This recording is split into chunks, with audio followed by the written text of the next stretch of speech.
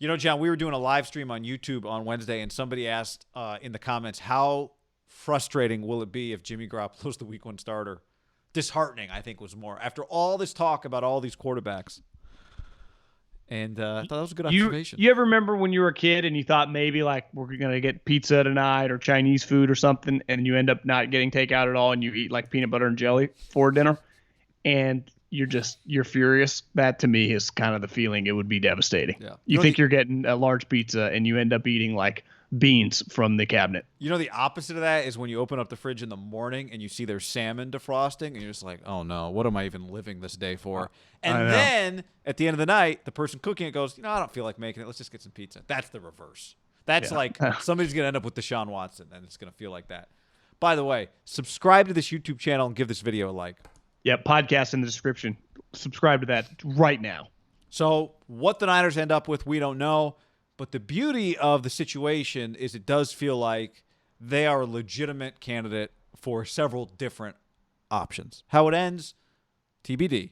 But right now, they're in the conversation, and a lot of these conversations are fun to have, right? They're like conversations you want to be in. Yeah, and I think the conversation this year is just so dramatically different than where we were a year ago. It was almost like, listen, Jimmy kind of proved himself, ride this thing out. Even people that were bullish were like, well, I don't know if he's like a superstar, but he's better than you can get. Don't even worry about that. And it turns out they didn't really. And then they got burned. And now they're in the position. A lot of times when you get burned, most times there just isn't. I mean, we have Drew Brees retired. I don't think it's official yet, but Jay Glazer reported he's gone. Rivers is gone. Sam Darnold, Tua potentially on the move. You got Matt Stafford. They've already announced like they're getting a divorce. Deshaun's like deuces. It's just kind of some craziness with a lot of people. It's a double whammy. It's like teams that have had just stalwarts forever. The Colts really have gone from Peyton to Luck to Rivers. Like, they had the 1 year when Peyton or Luck walked out, but for the most part, they've always had a quarterback. Now they got nothing. The Saints have had the same quarterback for a decade and a half, who's a Hall of Famer, a decade and a half. The Niners thought they had signed their long-term guy, gets from the Super Bowl, and now they're like, he's got to go. You got the Jets with Darnold. You got Tua that might be a bust. It's kind of crazy. And the Niners, on the bright side, they're in the mix, and they got the 12th pick, which is better than a lot of the picks for the playoff-level teams. But it's also – there's a lot of competition out there. Yeah. So it's supply-demand naturally lifts up what you have to pay to get Stafford or Deshaun. Which is going to – either way, it's a lot. A lot of competition, but we're talking about with Deshaun and Stafford, two quarterbacks that have some say in where they're going to go, and the 49ers do have themselves in a good spot in that they are an attractive destination. Are they the most attractive destination for either one of those players? Doesn't feel like right now Stafford has said the Niners are number one on my list. Doesn't feel like certainly Deshaun. If you're in Miami, it feels like Deshaun prefers to go there. But the Niners are attractive enough that they get a legitimate seat at the table. They belong at the conversation. Now, yeah, maybe that means they end up with Darnold. But there's also the whole dynamic of we think right now there's probably 4 quarterbacks that are going to go in the top 10. Top 15. Okay, well, the Niners are in an okay spot then. They can move up a little bit if they have to. They can sit maybe. Maybe they like Mac Jones, interviewing very well at the Senior Bowl. Though on the bright side for them with the draft picks, like you just alluded to, there is a big difference just being at 12 than being at like 18, right? They aren't that far away. They don't have to give next year's 1 to get to 7, right? They could probably give pick 3 and a player, or who knows, But it's just you don't have to unload the entire freight. Remember a couple years ago, the Cardinals went from 15 to 10 to get Rosen. Ironically, they had the number 1 pick the next year, but it cost them a 3rd-round pick. Yeah. Right? So you can get 3 or 4 or 5 spots without just feel like you just mortgaged the future, right? Well, remember the Chiefs and the Texans when they got Deshaun and Mahomes, which any team would given back would got. God, that's what they each gave up a 1 to come from the 20s to 10 and 12. Yeah. Well, and the year that the Rams and the Eagles had to go a long way, that was a 2-quarterback draft, and the guys were going to go 1 and 2, right? Yeah. The Eagles had to come from 13. They made 2 deals. And the Rams were even further back. I think. The Rams did 2 first. They swapped the first. Then they did another second, 2 2s and 3 3s. Yeah, it was pretty crazy. Was that with the Titans? Yeah. The Eagles kind of came Hail Mary. It was like, oh, the Eagles are way back here. Then they do this trade with the Dolphins. Then they do this other trade. It's like, Jesus. Roseman was wheeling and dealing. Yeah. So you're right. The Niners this are is not in that this position. is not going to have as many pre-draft trades like that one unless these star quarterbacks are involved, right? You're not going to trade up to 2 because it's just Carson and Goff, right? Or Jameis and Mariota. This isn't that draft because everyone is going to view the draft picks as different. Remember a couple years ago, the Jets were at 6 and the Colts were at 3 and they flip-flopped way before the draft, and people were like, that's a pretty bold move. You don't even know who's going to be there. And they're like, well, we got 4 guys and we'd be cool with getting the 3rd in any of the rotations. I was like, that's pretty nuts. And the way at least they claimed, remember, they got Darnold. They're like, well, Darnold was the number 1 guy on our board. And it actually was kind of believable because Baker went 1. But that was a pretty risky move. It was. And it set up the Colts for greatness because they got all those extra second-round picks. They hit on them all. Doesn't that kind of feel like this draft where somebody might get up? I'm not saying someone's going to do it, but that kind of feels the way we talk about this draft right now. There's not really a clear number 2 quarterback. Yes. And so there's not a clear number 3 that maybe you could conceivably have all 3 of those guys grouped very tightly together. Zach Wilson and Justin Fields and Trey Lance. So I think the Rams were at 15. I'm just going back trying to figure that out. But yeah, it was something crazy. And then remember the Hard Knocks, and everyone's like, is Jared Goff terrible? Oh, yeah. I remember his season, and everyone was like, is Jared Goff terrible under Jeff Fisher? Remember he couldn't take a snap? Is Jeff Fisher right now going? Well, that he gets used. He gets used like Singletary in some of the coaching videos, but like he's like, I went to a Super Bowl. Yeah, hold on. Yeah, it's not fair to Jeff Fisher to be no, it's not. So anyway, I mean, look, I don't know. I think the options that are the easiest ones, Deshaun is kind of an outlier option in terms of what you'd have to give to get him. I would put that a distant. I mean, would you put it? I was going to say 3rd behind Stafford and drafting a quarterback, but it could be that Sam Darnold is ahead of him in terms of what's most likely to happen for the Niners. If we made like odds on all the Niners options, right? Yeah, I mean, I think there are going to be 2 categories. Like, are we willing to just bet the house? Then to me, you're going after Deshaun. Do we want a strategic, kind of like a buying a home in a recession and hoping that we can strike gold and quadruple our value? To me, that's where Sam Darnold comes into play. And then there's Matt Stafford. Like, are we willing to kind of make the risky business proposition? The people are talking about Matt Stafford, and listen, I like him, and I will not complain if he's on the Niners. He's being discussed like a draft prospect in his early 30s. This talent. He's been in the league for 12 years. Oh, you're saying where it's like, just get him with Kyle and see what happens.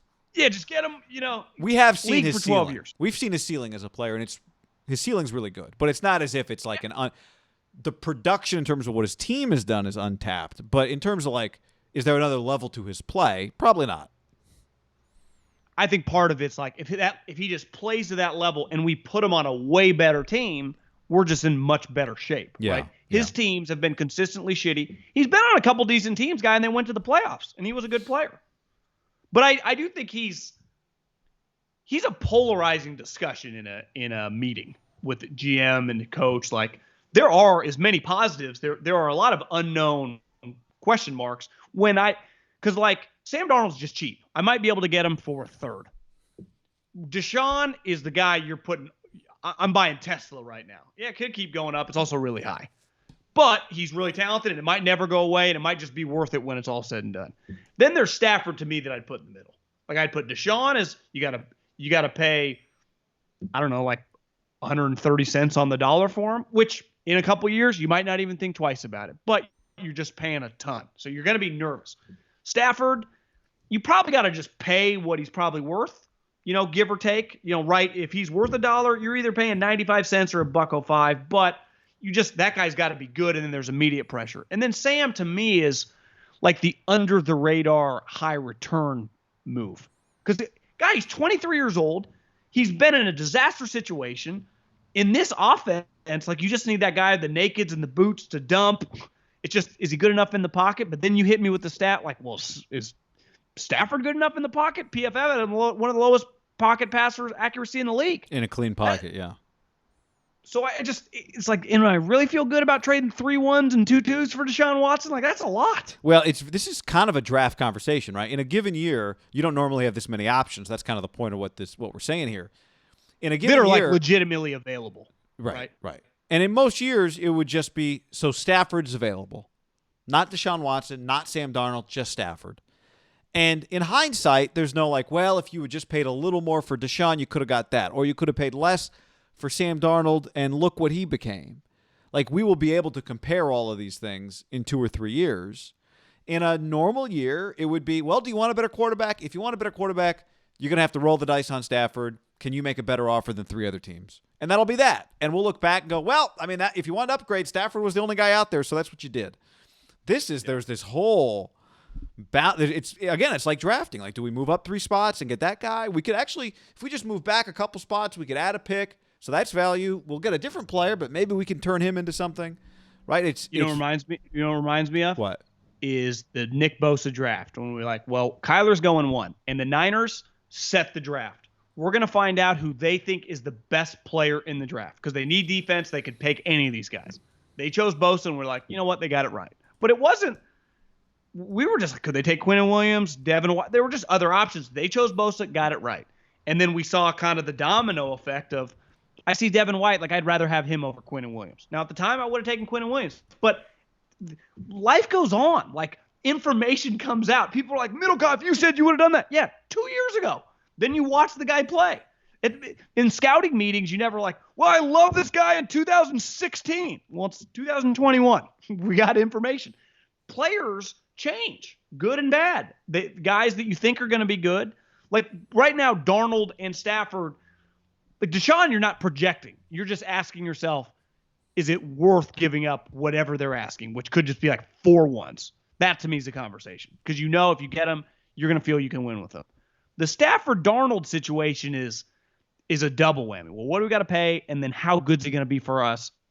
Stafford is like, well, he's a little older. Can he stay healthy? Darnold, like, is he actually good? Or is the culture there? Could he be better here? Because if I told you right now, both guys the next 3 or 4 years are fringe Pro Bowlers, neither of them are winning MVP or whatever, I'd 100% rather get Darnold. Cheaper, younger, just I have on my team for longer. Yeah. Like, to me, it's a no-brainer. Now, if you told me, well, Stafford's going to win an MVP in the next couple of years if you get him, like, okay. I think the pressure with trading for Stafford, and you and I have talked about this a lot just the last week, is immense. On him, on just the team, just because he's going to be viewed like this ultimate, like when you trade for James Harden, it's like, you better win it all right now. It's like when the Warriors got Kevin Durant. And again, I'm not saying Stafford's as good as those guys. My point is when you get this veteran player who's in his 30s, it's especially like if you were to trade 2 1s for him. Yeah. I'd even say, like, you give 12 and 12-2 in a player or something. There's just going to be a lot of pressure on it if 12's involved. And not just how he plays, but to stay healthy. Like Chris Ballard. That's the part. I've said it many times. That's the part that would keep me awake on Stafford is his health. Totally agree. He's a tough SOB. There was a ton of pressure on Ballard when he traded for just DeForest Buckner. Like, you trade that high pick, DeForest Buckner, he better be awesome. And it's like, yeah, you see 16 games, fucking all pro. Yeah. Pro Bowl snub, but they got it wrong. He was awesome. And no one even like Diggs. There's pressure on that move. It's like, works. And you're like, okay. Like, they've already validated it. Like, okay, it worked. But that pressure, you feel it right away. Because you feel it like, I just follow the Eagles closely. It's like, God, Jalen Reagor, they screwed that. Like, the pressure on a first-round pick, whether you use it on a veteran, whether you use it on a player, we do it with, we talk a lot about the Kinlaws and the Ayuks and the Cleveland Farrells. There's a weight on the shoulder of that pick, however you use it, right? Kinlaw is a perfect example, right? There's not that much pressure on Ayuk. Now, part of it is Ayuk was really good, and a receiver's easy to see how good he is. But Kinlaw from the jump was like, okay, you're replacing we traded DeForest because we thought you could replace him. Now, as always, it's not that simple. There's a massive financial element to this, but that also elevated the pressure on Eric Armstead, that trade, right? Like, that trade put pressure on a couple other guys on the Niners. I think Ayuk also benefits a little bit. Like, I wasn't the first rounder of this draft for our team, right? Yeah. And like, he's just. But also, who's he replacing? The Niners receivers. It's like, well, it's. Jerry Rice. Yeah, that guy's been gone since '99. By the way, John, traded up from 28 to 16 to get Jerry Rice. All they had to give up in swapping those picks was a second and a third. Even before Belichick got to the Patriots, they weren't great at evaluating the receivers. How would you grade that transaction in 2021, January 28th? Would you give it an A? Yeah, I'll give it a B plus, John. I would have liked, in retrospect, to gotten a third back. Actually, they did a third swap, so it's an A. So they swapped ones, they swapped threes, and all they got was a 2. Go from 28 to 16 to get Jerry Rice. I don't think the Jimmy Johnson value chart came around in the NFL till like the 90s. That changed the game. It's like, wait, the numbers don't add up. Yeah. I liked it better without the chart, where it was just you just on feel. Me too. Like, 2 1s for 6 6s? Quantity over quality. So, I don't know. I love that. I feel like crazy-ass trades used to happen more like when we were growing up, when it was more a gut feel. Let it rip. Ditka. Ricky Williams, entire draft. Where you're like, now they'd be like, well, the 4th, 5th, 6th, and 7th aren't really that valuable, right? I mean, who cares? Yeah. But at the time, that to me is one of the most memorable trades in the history of sports, right? Yeah. Entire draft, one player, Ricky Williams, Ditka. Ditka wearing the dreads. Remember that picture at the SI cover. Yeah. That was good. I wish I would love a trade like that. Deshaun Watson for our entire draft 2 years in a row. Might work. That would have happened. If this was 1989, that'd be on the table. We'll just give you our entire drafts. Ditka. Even our 9th rounder? Yeah. And our undrafted free agent budget. You can have that too. That'd be a baseball thing. Like, we'll give you the $25,000 we're allotted to spend on undrafted free agents. On players from Puerto Rico. Yeah.